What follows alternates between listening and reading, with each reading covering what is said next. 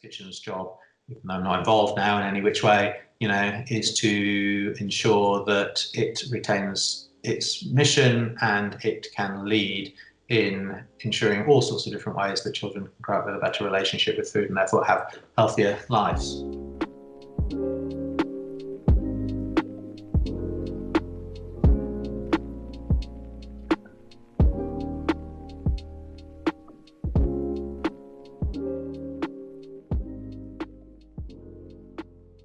I think, we have businesses and an economy because that's where products and services come from that can make our lives better. Anybody only buy stuff because we think it's going to make our life easier, better in some way. But the fact of the matter is, not every product or service makes the world better. And I think there's a real fault line. As we're talking about business as force for good, I can talk forever about how individual businesses can create a mission, create a motivation, create the innovation to create products and services that make life better for everybody. But we also know that there are companies that sell cigarettes, for example, or other things that do not make the world a better place, but they're perfectly legally, perfectly entitled, and use their marketing tactics and distribution tactics to sell those products. So I think that, I think business does this great, tremendous force for good, but I think the macro system of which business operate puts a brake on some of that. So I've got lots of ideas and I've done lots of policy work and lobbying work and throwing ideas, entrepreneurial ideas in there about how we can have a better macro economy, how the structure of that could be to create even more force for good from business. But ultimately, I'm a massive believer in businesses as force for good because it is where innovation and invention comes from. It is the profit motive as well as the kind of mission and purpose motive together is really, really powerful. When you get people behind that is really, really powerful. And you can think of, there's not many things you can think of how the world has changed when there hasn't been a product or a service behind it that has done that. So how do you do that? I think taking a kind of step back or sideways, to get any change of anything. Since selling Ella's Kitchen 11 years ago, I've dedicated my time to trying to use entrepreneurship outside of mainstream business, especially around children's well-being, welfare and rights. And I can see within business and entrepreneurship and the stuff that I've done outside for the last 10 years, if you want change to happen and you're trying to get a society to change, you're trying to get a sector or an industry to change, two things are absolutely key. The first one is you need to change the environment in which people are currently living in. So if you're innovating, you've got to think about the wider environment. I'm thinking about within a business, but just we are as people products of our environment. We adapt to our environment. Darwin said all of that, but so whether that's your environment within your workplace, and you've got grey walls, you've got no windows, you've got faceless desks, and everything is structured functionally.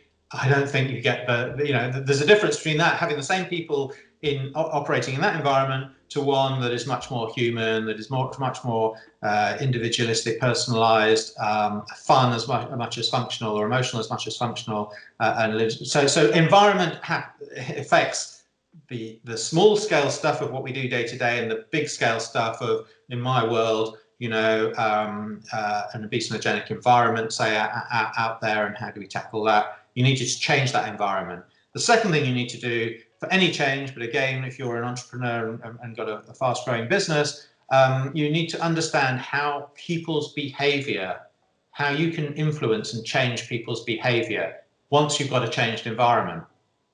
And I think I've always worked on there's three ways of doing that. You can change the capabilities that people have, you can change the opportunities that they have, and you can change the motivations that you have. So if you've got a new product, like we did with Ella's Kitchen, what are the opportunities to buy that product? Well, we clearly need to have wide distribution. What are the capabilities for people to have it? How can we explain on the packaging and in our marketing what the benefits are and why somebody should buy it? How can we give them the capability by pricing it right, or having offers and stuff that helps them try?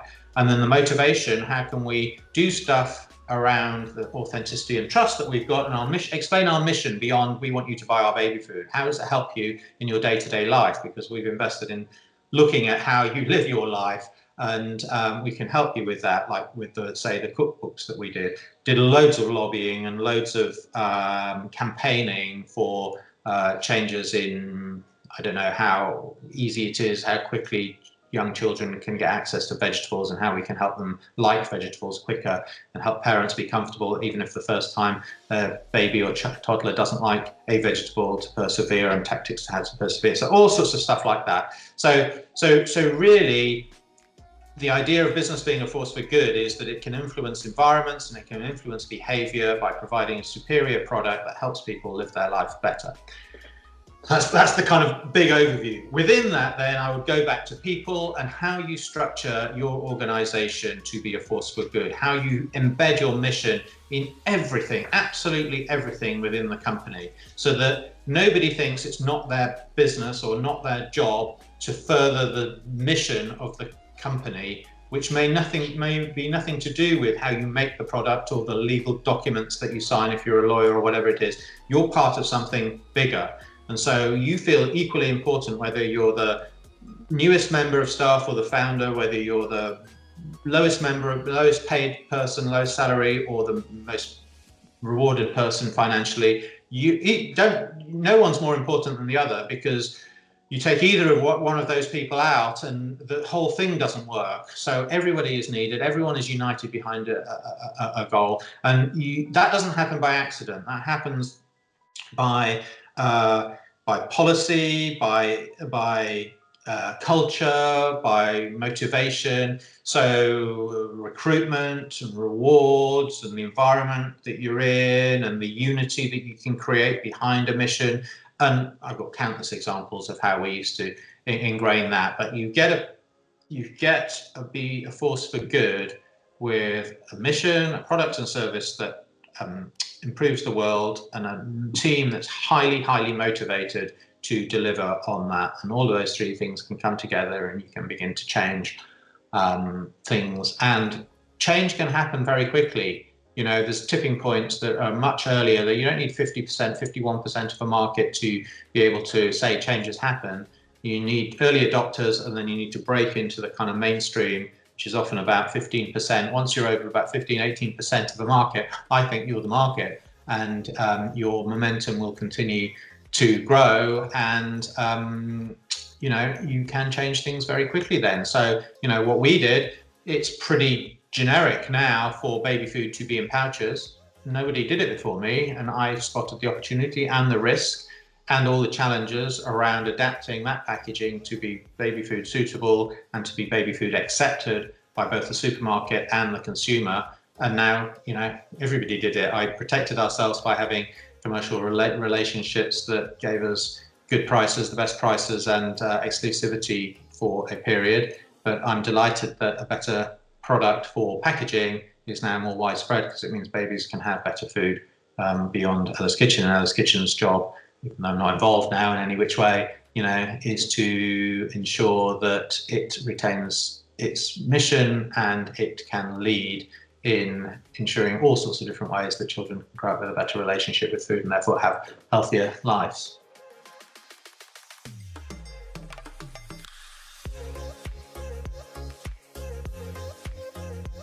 Spoken around actually is around my first book about Little Wins, which is a personal development book, really. It's a bestseller. It has been a bestseller. It's been out since 2017 now, and I've done lots and lots of talks about it.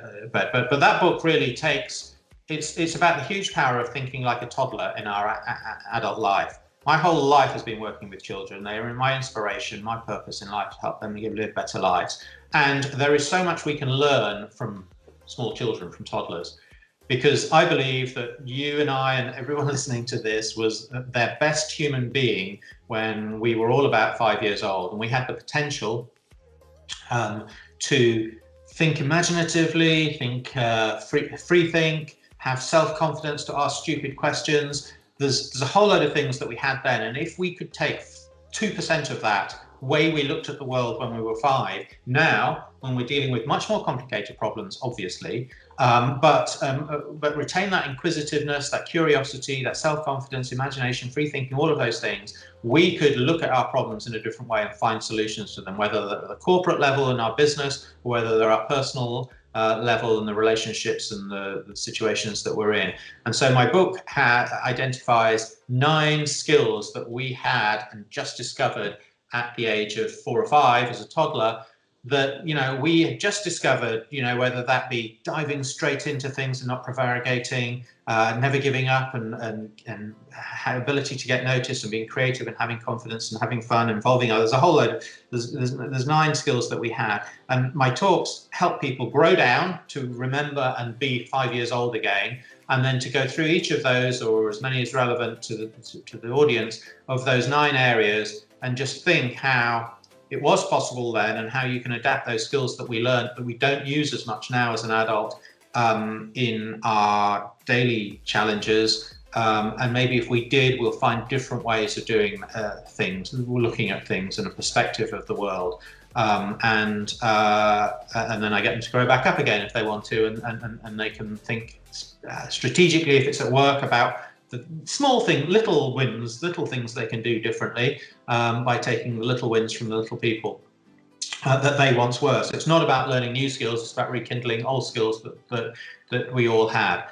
And, you know, I've talked to students, entrepreneurs, people who have never worked and are thinking about working, try and give people confidence when they're retiring, going into a new world and what they can think there, and people in big businesses wondering how they can fulfill themselves more, or big business leaders thinking, how can we approach the big challenges that we've got in a different way? So it's done tremendously well, and it's a pretty unique angle, I think, that I've come from, because the book is peppered with all the real life experiences, a lot from growing Ella's Kitchen and the things of how we learned from our heroes, our core consumers, those toddlers then, but really to take it forward to, you know, the one thing every adult has got in common is that they once were a child. For some of us, for most of us, God willing, more and more of us, you know, there are happy childhoods and there's things we can reflect back on. But for all of us, I'm sure we recognise that toddlers have this imagination that is unlimited, and for them, you know, nothing is impossible because they don't know any different. You know, I would say, you know, when you and I were 4 and if we had the capacity to project forward and think, bloody hell, life's brilliant. I'm only 4 and I've learned all these things, from not being able to smile, to talk, to walk, to think independently, to now question the world. What the next 80 years is going to bring? This is just the first years. And what the truth is a lot of that is, you know, we've taught conformity. Culture knocks some of the uniqueness of us as individuals out of ourselves. And we don't think like we once did, and we conform to the way things are, to the status quo, to binary possibilities. And if more of us just got 1% of our day thought when we were had the potential to think when we were 4 or 5, we could change many of the problems that we've got today. Oh, that's brilliant. Thank you so much, Paul, for all the answers and for your time. Is there anything you wanted to add that you didn't get an opportunity to talk about, or anything you wanted to redo or change? No, I don't think so. I mean, there's obviously little examples and things that I won't go into. You know, one of the things in my book that I took a different way of looking at Maslow's hierarchy of needs as a personal development, but also as a culture, a corporate development sort of thing. And, you know, I've got this model of the base of the pyramid. So going from, you've got to be able to live, to love, to learn, and to leave a legacy. And you can't leave a legacy until the other 3 things are right. You can't learn until the other 2 things are right. You can't love what you do or who you're with until you know you can live. And to live, you know, whether that's a company, you need to have a sustainable business plan. Whether it's as an individual, you need an income stream and a support network to help you live. And then you can love what you do, and you can pick and choose your jobs, or you pick and choose your purpose to love that you do, and lifelong learning. And how can we all leave a legacy that there was a point of us on this earth to fulfill ourselves, but to leave our handprint after we've gone. So I do talks around that as well. So hopefully you can see that, you know, there's quite a variety of themes that ultimately come down to people and a curiosity to ask why all the time and challenge things. But, you know, the privilege of being able to build one of Britain's iconic food brands or brands in the last 20 years, and then go on to use the experiences that I've had in other areas of life, has a unique angle to it.